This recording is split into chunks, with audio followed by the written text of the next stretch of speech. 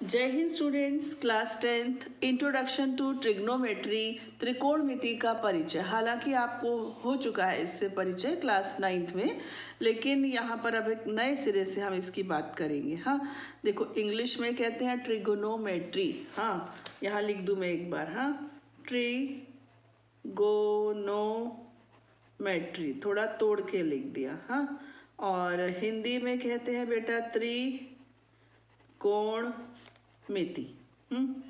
अब देखो, ट्राई यानी तीन। गोनो, गोनो का मतलब होता है साइड्स, भुजाएं। और कोण यानी एंगल्स। मेट्री यानी मेजरमेंट, नापना, मापना या नापना।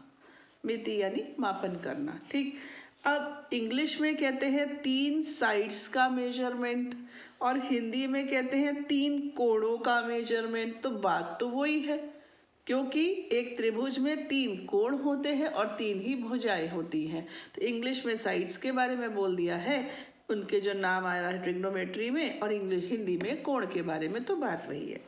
अब बहुत ज़्यादा डिटेल में नहीं जाऊंगी क्योंकि आप पढ़ चुके हो। हाँ थोड़ा सा फास्ट चलेंगे। जो भी ट्रिग्नोमेट्री है, अपनी त्रिकोणमिति है बेटा, ये लगती है समकोण त्रिभुज में। इसमें एक समकोण त्रिभुज का होना बहुत ज़रूरी है। बिना समकोण के त्रिग्नोमेट्री नहीं लगती। अगर ये ऐसा कोई त्रिभुज है ना, तो यहाँ पर आपको परपेंडिकुलर ड्रॉ करना पड़ेगा, फिर आप ट्रिग्नोमेट्री का यूज़ कर पाओगे। तो एक समकोण त्रिभुज लिया मैंने, सबसे पहले लिया ABC, इसका रख दिया नाम। बी पर है ये 90 डिग्री का। तो इस समय अगर मैं इस कोण के बारे में बात करूं, किस कोण के बारे में? सी। तो सी कोण कहाँ बन रहा है? बीसी के ऊपर। तो बीसी कहलाएगी बेटा बेस, यानी कि आधार। ये कोण यहाँ पर बन रहा है। ठीक, दूसरी वाली जो साइड रहेगी वो कहलाएगी परपेंडिकुलर, हिंदी में कहेंगे लंब। और जो सबसे लंबी होती है, यानी कि 90 डिग्री के अपोजिट जो होती है, वो कहलाती है हाइपोटेन्यूस। ठीक, हिंदी में कहलाती है कर्ण। तो ये तीन भुजाएं हैं और तीनों भुजाओं का नाम है। ठीक है, अब अगर बच्चों मैं कोण सी की बात कर रही हूँ, तो ये आधार है, ये लंब है। लेकिन मेरा मन किया कि मैं इस ट्रायंगल को उल्टा कर दूं, है ना, ऐसे कर दूं, ऐसे खड़ा कर दूं। बी ये हो गया, सी जो नीचे था वो ऊपर पहुंच गया, ए नीचे आ गया। इसको मैंने ऐसे कर दिया। ठीक है, बी को ऐसे कर दिया, तो अब ए नीचे आ गया। अब ए किसके ऊपर बन रहा है? ए बी के ऊपर, है ना। अब ये बेस बन गया। पहले बेस कौन सा था? बी सी, और ए बी तो लंब था। यहाँ पर ए बी आधार बन गया और बी सी बन गया लंब। तो ये इस चीज का ध्यान रखना है बेटा कि एंगल कौन सा लिया जा रहा है।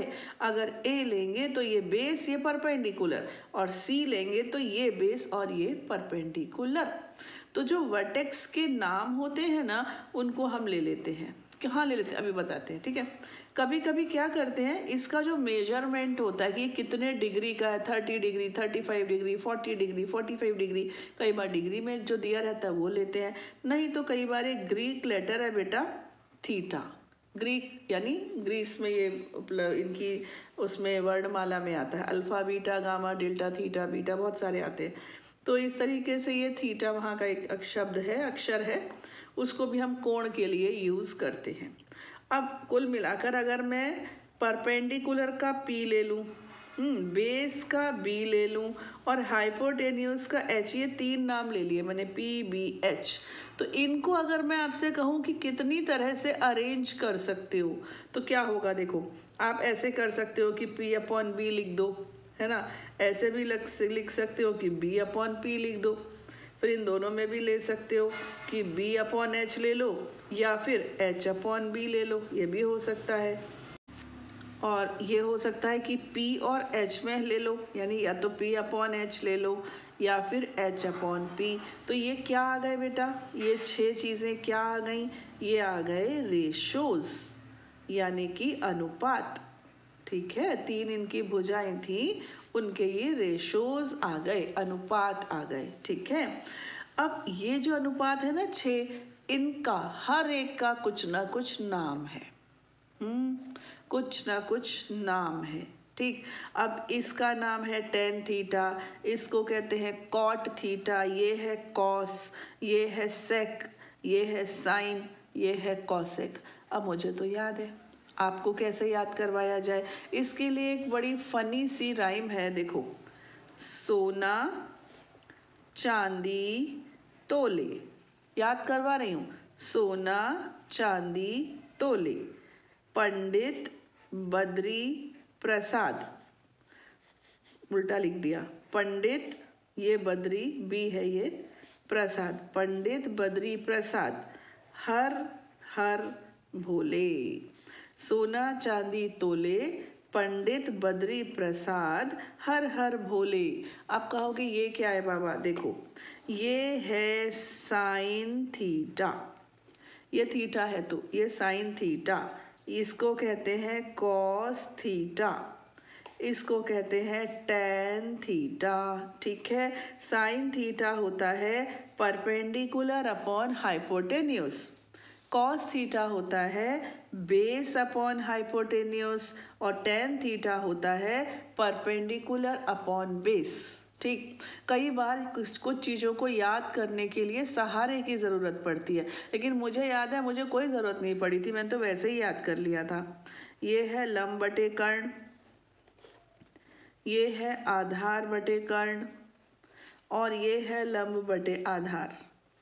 ये मुझे तो टाइम पास लगा था, मुझे तो अच्छे से याद हो गया था। लंब बटे कर्ण, आधार बटे कर्ण, लंब बटे आधार, और साइन कॉस टेन, ये सीक्वेंस रहता है। तो आपकी मर्जी, आप कैसे भी याद कर लो। सोना चांदी तोले, पंडित बद्री प्रसाद हर हर बोले। ठीक है, तो P अपॉन एच यानी साइन थीटा। अब मैं यहाँ लिख रही हूँ ढंग से, ये हो गया sine theta is equal to P upon H. फिर हो गया बच्चों कॉस थीटा, और ये हो गया B अपॉन एच। फिर होता है टेन थीटा, और वो हो गया P अपॉन बी। अब तीन रेशो इनके उल्टे भी तो होते हैं, P अपॉन एच, तो इसको आप H अपॉन P कह दो, B अपॉन एच तो इसको H अपॉन B कह दो, P अपॉन B तो इसको B अपॉन P कह दीजिए। इनके भी कुछ डिफरेंट नेम्स हैं, तो इसको होता कहते हैं कॉसेक थीटा। ठीक, इसको कहते हैं सेक थीटा, इसको कहते हैं कॉट थीटा। अब आपको याद रखना है कि साइन का उल्टा कॉसेक, यानी साइन P अपॉन एच है तो कॉसेक H अपॉन P है, तो साइन और कॉसेक एक दूसरे के उल्टे हैं। अगर मैं साइन थीटा को कॉसेक थीटा से मल्टीप्लाई कर दूं तो साइन क्या होता है P अपॉन एच, ये क्या होता है H अपॉन P, सब कैंसिल, कितना आ गया 1, यानी कि sine theta is equal to 1 upon cosec theta. या फिर ऐसे भी कह सकते हैं कि cosec theta is equal to 1 upon sine theta, एक दूसरे के रेसिप्रोकल होते हैं, विलोम है ना, व्युत्क्रम। इधर आ जाइए, कॉस का उल्टा होता है सेक, ये होता है B अपॉन एच, ये होता है H अपॉन बी, तो कॉस इंटू सेक करने से भी 1 आएगा, तो cos theta is equal to 1 upon sec theta, और sec theta is equal to 1 upon cos. जब जरूरत पड़ेगी तो हम ये यूज भी कर सकते हैं। ऐसे ही टेन का उल्टा कॉट होता है। क्लियर हो गई एक बात? दूसरी बात और देख लो, अगर मैं, बेटा ध्यान से देखना ठीक है, अगर मैं sign theta upon cos theta लूँ, देखिए क्या होता है। साइन क्या था? साइन था P अपॉन एच, कॉस क्या था B अपॉन एच, एच से एच कैंसिल, क्या आ गया P upon B. P upon B क्या है?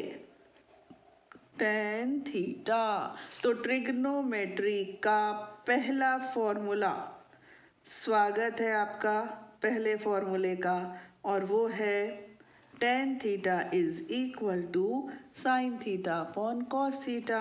टेन का उल्टा क्या होता है? कॉट, अभी अभी बताया, तो कॉट क्या हो जाएगा बेटा? कॉट हो जाएगा कॉस अपॉन साइन, है ना, उसका उल्टा, ऐसे रेसिप्रोकल हो जाएगा ये। तो ये पहला फॉर्मूला आपको मिला। इतना मैंने आपको पढ़ा दिया है, और ये बहुत सिंपल है, इम्पॉर्टेंट तो चलो है ही, क्योंकि ट्रिग्नोमेट्री यहाँ से शुरू होती है। अब मान लीजिए कहीं पर आपको P दिया है, B दिया है और H निकालना हो, तो आपको पता ही है पाइथागोरस प्रमेय काम आ जाती है। ऐसे ही अगर P और H दिए हों, B निकालना हो, ऐसे ही अगर H और B दिए हों और P निकालना हो, तो कहीं भी कैसे भी हम पाइथागोरस प्रमेय का प्रयोग करते हैं। ठीक है, तो अब मैं बच्चों आपको सवाल के जरिए आगे की चीज़ें सिखाऊंगी। सबसे पहले हम आते हैं एक्सरसाइज 8.1 के क्वेश्चन नंबर 1 पर। In triangle ABC, right angled at B, AB 24 centimeter, BC 7 centimeter, then determine. Triangle ABC में जिसका कोण B समकोण है, AB 24 सेंटीमीटर है, BC 7 सेंटीमीटर है, निम्नलिखित का मान ज्ञात कीजिए। Sign A cos A, sign C cos सी। बड़ा प्यारा क्वेश्चन है। छोटा सा डायग्राम बना लिया जाए, थोड़ा बड़ा भी बना सकते थे, छोटा ही बन गया ज़्यादा ही। ट्राइंगल ABC में क्या बोल रहे हैं बेटा? राइट एंगल्ड एट B, जिसका कोण B समकोण है। तो मुझे B यहाँ लेना पड़ेगा जिससे कि ये समकोण दिखे आपको। तो फिर ये C आएगा और ये ABC, ये हो गया। AB कितनी दी है? AB दी है 24 सेंटीमीटर और BC दी है 7 यानी 7 सेंटीमीटर। ये है एक्सरसाइज 8.1 क्वेश्चन नंबर 1। हमसे कह रहे हैं कि साइन ए कॉस ए बताओ और साइन सी कॉस सी बताओ। तो भैया साइन हो, कॉस हो, ए बी सी जो भी हो, हाइपोटेन्यूस तो चाहिए ही चाहिए, है ना, कर्ण तो चाहिए। अब यहाँ कर्ण दिया नहीं है, तो पहले तो पाइथागोरस लगाकर हम कर्ण निकाल लें। वैसे मुझे पता है 25 आएगा क्योंकि पाइथागोरियन ट्रिपलेट है 7, 24, 25। लेकिन हम आपको शो करते हैं। आप लिखेंगे यूजिंग पाइथागोरस थ्योरम, पाइथागोरस प्रमेय द्वारा। ठीक है, ऐसे लिख लेंगे। क्या होगा देखो, ये होगा AC square is equal to AB square plus BC square. अब ये हो गया AC स्क्वायर, है ना। AB कितना है? 24 और BC कितना है? 7। ये होता है 576 और ये होता है 49। तो कुल मिलाकर आ जाता है 625। दोनों पक्षों का वर्गमूल लेने पर taking square root of both the sides, तो बेटा आ गया ना AC 25, ये आ गया आपका 25 सेंटीमीटर। अब देखिए सबसे पहले वो क्या कह रहे हैं, साइन ए।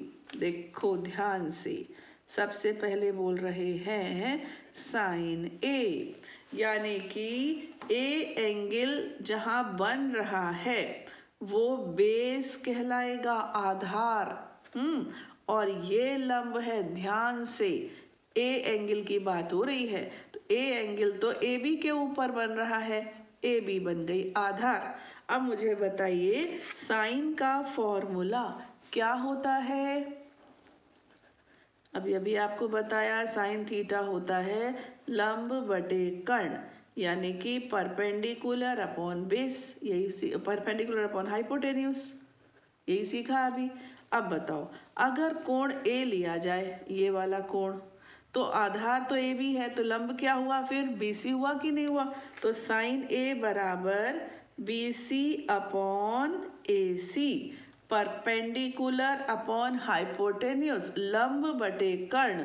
तो कोण ए के लिए ये लंब है, ये लंब है BC, कर्ण तो AC है। ठीक, तो BC कितना है? 7 और AC 25। ये हो गया आपका साइन ए। कॉस ए होता है आधार बटे कर्ण, आधार, तो इसमें ए बी आधार है बेटा, है ना, बार बार कहने की जरूरत नहीं है। इधर ए बी आपका आधार है और कर्ण है AC, तो ये हो जाएगा 24 अपॉन 25। अब यहाँ पर मैं लेती हूँ साइन सी और साथ में कॉस सी भी। अब की बार बच्चों ये एंगल लेना है। तो साइन होता है लंब बटे कर्ण, तो अगर C लिया, C, तो ये लंब हो गया, है ना, तो ये हो जाएगा AB, क्लियर, अपॉन AC। तो AB कितना है? 24 अपॉन 25। अब लेना है कॉस C, कॉस होता है आधार बटे कर्ण, यानी BC अपॉन AC, ये हो जाएगा BC अपॉन AC। तो 7 अपॉन 25, क्वेश्चन 1 कंप्लीट हो गया। ये फर्स्ट पार्ट था और ये सेकेंड पार्ट था। Come to the question number 2। देखो, find 10p minus cot R. 10p minus cot R का मान ज्ञात कीजिए। और ये डायग्राम इन्होंने बुक में दे रखा है। हाँ, तो यहाँ पर मैं छोटा सा डायग्राम बना रही हूँ। ठीक है, एक छोटा सा डायग्राम बना लेते हैं। तो ये कुछ शक्ल इसकी ऐसी है कि बेस थोड़ा छोटा है और बाकी दोनों साइड्स लॉन्ग है।